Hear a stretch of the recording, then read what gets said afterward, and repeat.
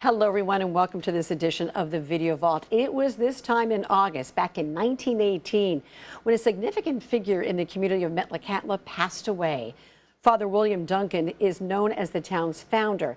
That was back in 1887. Metlakatla is now the only Indian reservation in Alaska, since it did not accept the Alaska Native Claims Settlement Act and maintained its sovereignty.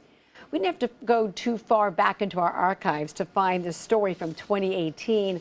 Rebecca Pasha shares the history and ongoing preservation of the culture and traditions.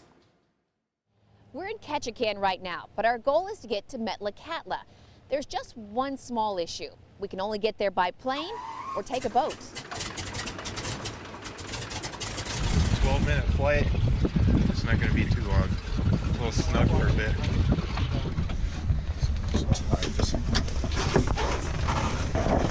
Harness. Here? On the back right there, yep. Okay. One goes either side of it. There are some parts of Alaska so beautiful and remote that most people will never see unless you take a ferry or a 12-minute float plane ride. We leave Ketchikan headed to Metlakatla, passing small islands, ships, rainforests. The day, beautiful and bright, spreads before us, and as we touch down on the other side, we realize this is no ordinary island.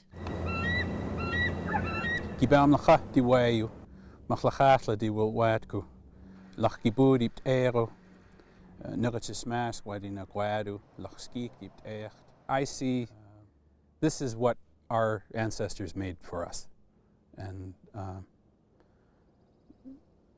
it's our beautiful little part of the world. We learn about Metlakatla, the only Indian reserve in Alaska, from our tour guide and artist, Davy Boxley.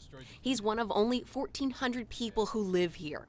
He drives us around town, sharing its history and his obvious love for his home. Metlakatla was founded in 1887 by a group of 823 Tsimshian people and their missionary named William Duncan. He came from Beverly, England. William Duncan stayed here for the rest of his life, dying at the home the people made for him. He converted quite a few people, and they decided to move to a location where he could get them away from the potlatching and the influences of the fort. Alcohol, firearms, disease, all of these things that were all introduced kind of at once for our people. You might have noticed the totem poles we've been passing. Most of these were made by Davy's family.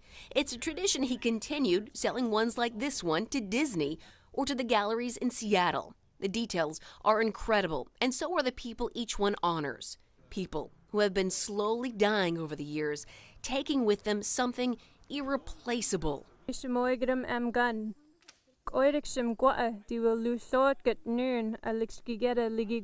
Time to fix this crisis is running out. Shamalgik is a dying language.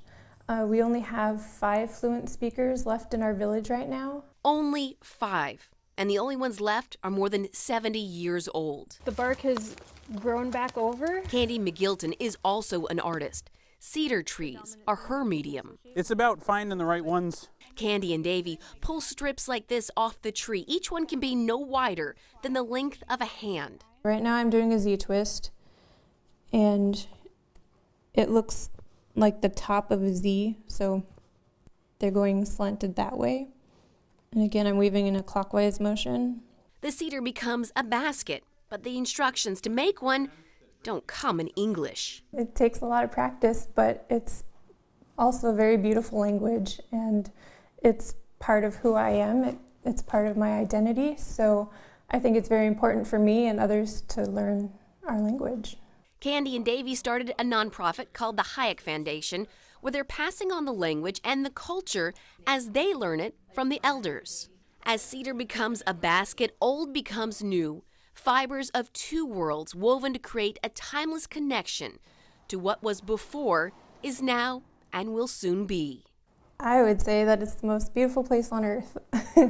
You can't go anywhere on this island and not be in awe of its beauty. Such a beautiful place and so many rich traditions carrying on to the next generation. Well, that does it for this Video Vault. You can catch all of these stories along with all the day's news and weather on alaskasnewssource.com, or you can go to these streaming platforms to find it all right there. Thanks so much for joining us, and have a great day.